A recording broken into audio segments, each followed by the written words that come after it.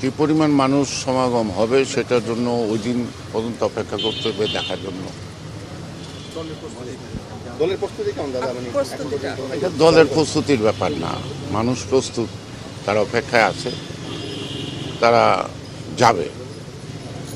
সেখানে দল কি করলো, কতটুকু করলো তার উপর নির্ভর করে না, নির্ভর করে দীর্ঘ প্রতীক্ষায় মানুষ তার আগমনের জন্য অপেক্ষা করছে।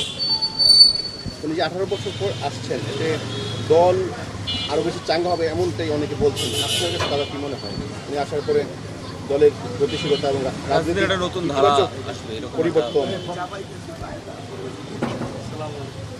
দল যেভাবে আছে, একটা নন নেতার অনুপস্থিতি নেতা কর্মীরা উজ্জীবিত, আধুনিক প্রযুক্তির মাধ্যমে তিনি দীর্ঘদিন এই দলের নেতা কর্মীদেরকে নিয়ে আন্দোলন সংগ্রাম করার একটা পর্যায়ে, একটা সফলতার পর্যায়ে, তার উপস্থিতিতে এটা আরও সুন্দর, আরও সৃজনশীল হবে, আরও কিছু দোষ ত্রুটি থাকলে সেগুলোই ত্রুটিমুক্ত হবে।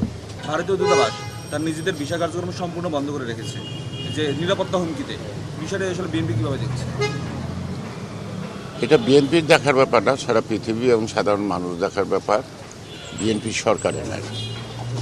তো যদি নিরাপত্তা তাদের হুমকি থাকে সেটা সরকার দেখবে কেন তারা এটা অনুভব করছে। তো এই নিরাপত্তার হুমকিতে তো আমরা কম বেশি সবাই আছি। এমন কোনো মানুষ কি বলতে পারবো বুক টান করে যে না আমার কোনো নিরাপত্তার প্রবলেম নাই? আছে তো, আছে। সুতরাং এগুলি তো একদিনে উত্তরণ হবে না। আর নিরাপত্তা বিঘ্নিত করা মানুষের, এটার পিছনেও তো কোনো উদ্দেশ্য আছে।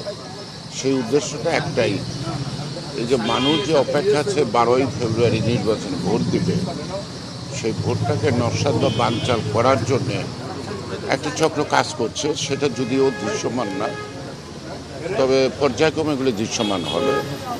যেমন একজন তরুণ নেতা, সেটা প্রার্থী, তাকে যেভাবে নৃশংসভাবে গুলি করা হলো খুব কাছের থেকে, সুতরাং এটা কী বার্তা দেয়? এই বার্তা দেয় প্রত্যেকটা মানুষকে যে এমন ঘটনা ঘটতে পারে।